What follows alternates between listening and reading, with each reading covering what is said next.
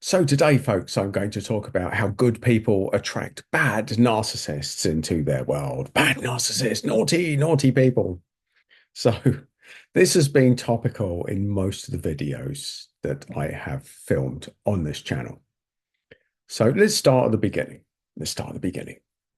You are a healer or an empath, or maybe you're not. Maybe you're just a decent person who has had their cage rattled once too often. So that tends to be the people that watch my video. And you're wondering, why are all these arseholes being attracted into my world right now? Why am I dealing with bad behavior?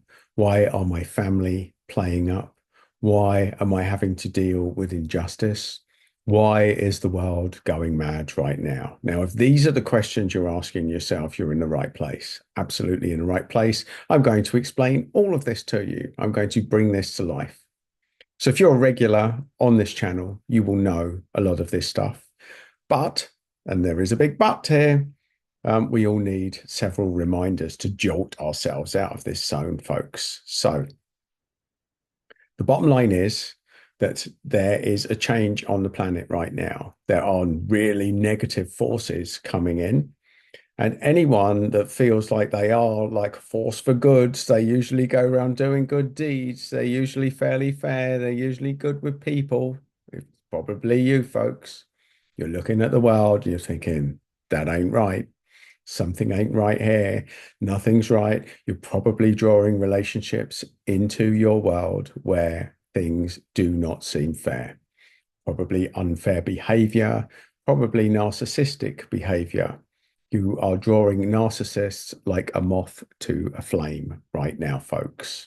And the reason is because you are being invited to develop a new skill set and step up. That's the bottom line. So you'll also know, if you're a regular on this channel, we're not here to say narcissists are good or bad. We're here to say they are a very necessary piece of the jigsaw to get you to step up. And the bottom line is it's time to grow a backbone. So here is a very common timeline of the average empath. Somehow you've attracted a narcissist in your life. Now, what is a narcissist? And a narcissist is someone who is very good at being brutal and saying cruel and unkind things to you and bringing you down, making you feel like shit. And someone, if you do the same to them, they feel very precious and they're very hurt. They go from being your best friend to your worst enemy. Now, that could be any relationship, really, but they really take it to a level. They'll usually say things to you that you wouldn't dare say to anyone else. They are very domineering. It's always their way. And here's the litmus test: they are never sorry and they're never wrong. Never sorry, never wrong. They might say sorry, but they don't mean it. But they're never wrong, ever. It's always someone else's fault. Welcome to the world of a narcissist, folks. A narcissist. Now, the mistake the empath makes is to attribute the narcissist with a value that they hold dear, which is empathy. The narcissist, the psychopath, the sociopath, they don't have empathy, folks. They do not feel it.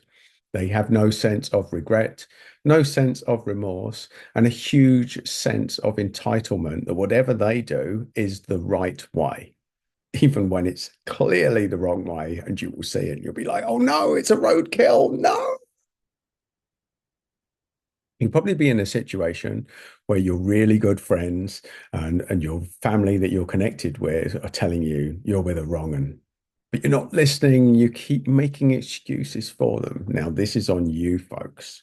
It's on you.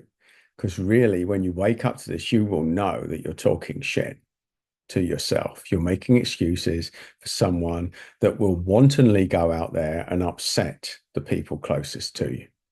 They will do it time after time. And if you're making excuses for them, you are almost as guilty as them.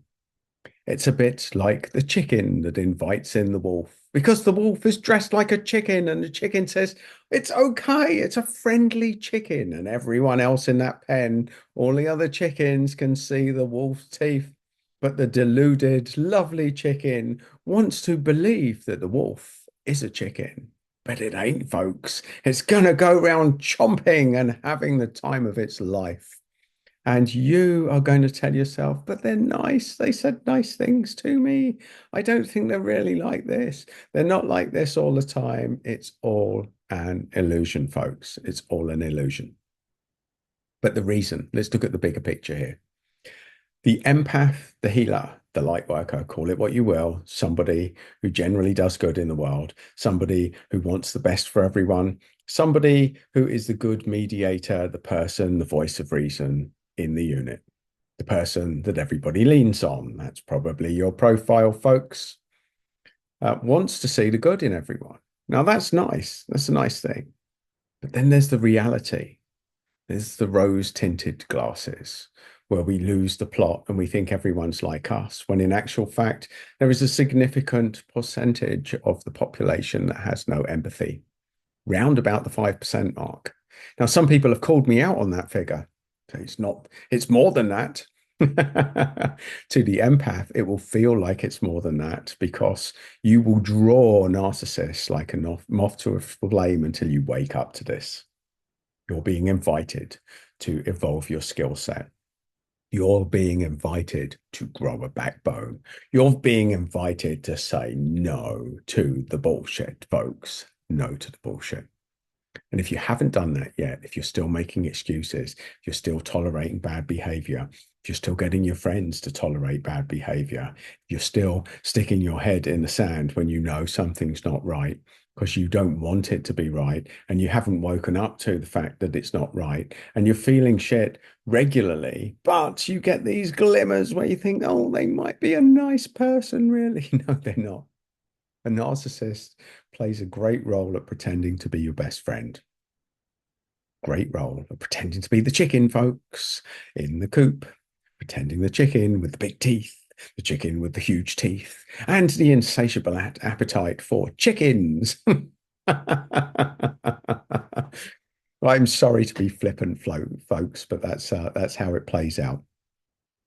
Even the best people in your world, you will have to watch them, the empaths, make excuses for narcissists, not even realize what a narcissist is, not wake up to the traits, make excuses for staying in these toxic relationships and not growing a backbone, which is really necessary now because we're in a vibrational shift and we need healers and empaths and light workers to step up. And not just them, folks, but good people that don't identify with these labels that I've given you. Just good people that want to see good, that hate seeing what's going on in the world at the moment and feel powerless to do anything at the moment. But the only reason we feel powerless is because of this trained thing where we tolerate bad behavior in our locality so that we feel powerless globally. So the thing that has to change is you have to wake up to this. That's step one. Step two, you have to draw clear boundaries, and that usually involves getting rid of the narcissist from your life. And that sometimes means blacklisting your family, to ghost them, to get them out of your world. You're being called to wake up. You're being called to be assertive. You're being called to say no. No. It's a very empowering word to the empath because we do all things for everything. Everyone will drop things, will sacrifice our own energy, our own well-being to do good for the world, through the need to be needed, through the people pleaser complex. Now, the people pleaser complex is the gift and a curse to the empath. It's a gift because we're sensitive to energy. It's a curse because there are people with no empathy that will abuse you. There are wolves inviting you little chickens to come to play. And it may seem seductive. You may like the wolf pen. Yeah, they may even convince you that they're not going to do you any harm. But, oh, that's a brutal path, folks. And you've probably got battle scars to show for it already. You already know who these wolves are. You just have to wake up to the skill set to get you to say enough's enough. Pressure forms diamonds, folks, diamonds, or suicidal thoughts. One can often precede the other. So, folks, you have to wake up to this dynamic. This is why healers and empaths attract narcissists into our world. and why you're being invited now to step up, to take off the rose-tinted glasses, to wake up to what a narcissist is and how it will impact your life, and how the narcissist, you are bringing them in. It won't just affect you, it will be affecting your friends even worse, because they will see it clearly for what it is and you won't be listening to them. You're their friend. You don't listen. You don't want to hear it. It's time to start listening, folks. It's time to start hearing. It's start to create boundaries, and it's time to get the narcissist to fuck off out of your life, folks. They will never change. A narcissist cannot change. You cannot give someone empathy that does not have it, folks. That's the harsh reality of this situation. And that's why good people attract bad narcissists into their world. And if you're still watching this video and you're identifying with this dynamic, you know it's time to wake up. And you're probably telling yourself 100 different reasons why you can't do anything now. I'm going to be challenging you on all of them. I'm going to be inviting you to leave any comments on here to explain what is going on, to give me your reasons or questions as to what needs to happen next, or why you can't do what I'm saying next, or what it is that you need to do to wake up to your full potential. Because if you're not feeling great, folks, and most empaths won't be at the moment because there's a vibrational shift and we're being challenged to wake up. You're being challenged to hit your dark night of the soul. You're being challenged to exit a bad situation. And until that happens, the feeling will not go away. So, folks, I hate to be the bearer of bad news, but hopefully I can be the beacon of light to get you to wake up, to get you to see narcissism for what it is, to get you to live a better life. There you go, folks. And on that note, if you're still watching and you want more tips, then subscribe to this channel. There's another little video there. And I encourage you to feel better, to wake up, and to say no to narcissism.